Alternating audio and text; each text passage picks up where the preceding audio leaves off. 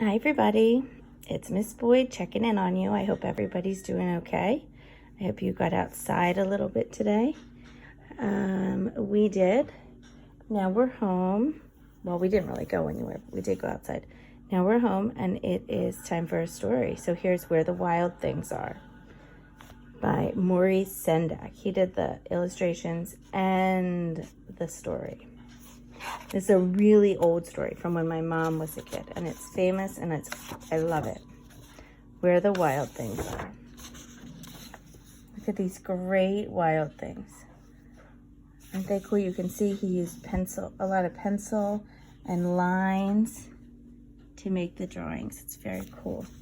Illustrations are really neat. And there's Max, our main character. The night Max wore his wolf suit and made mischief of one kind and another, his mother called him Wild Thing, and Max said, "I'll eat you up." So he was sent to bed without eating anything. That's Roxy, my dog. She's probably going to bark. The very night in Max's room, a forest grew and grew and grew until his ceiling hung with vines and the walls became the world all around. And an ocean tumbled by with a private boat for Max, and he sailed off through night and day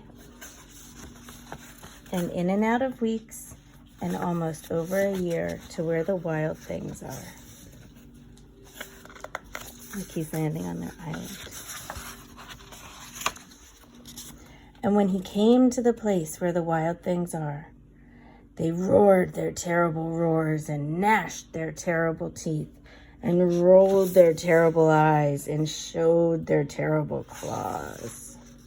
Till Max said, "Be still," and tamed them with the magic trick of staring into all their yellow eyes without blinking once. And they were frightened and called him the most wild thing of all.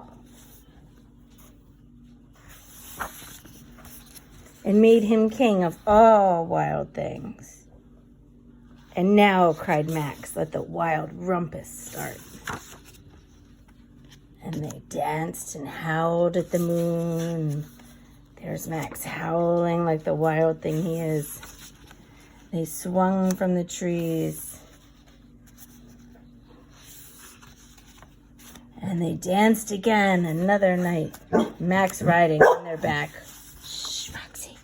"Now stop," Max said, and sent the wild things off to bed without their supper. And Max, the king of all wild things, was lonely.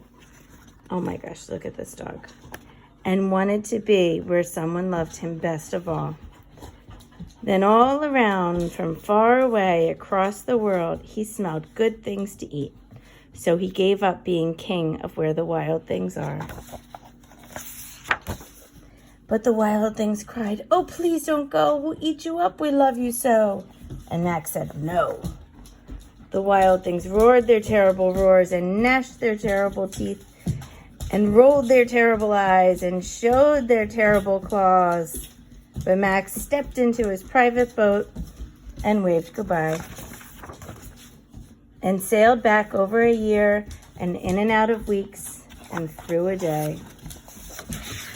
Look, Roxy really chases her tail. Isn't that silly? She really does that. And into the night of his very own room, where he found his supper waiting for him.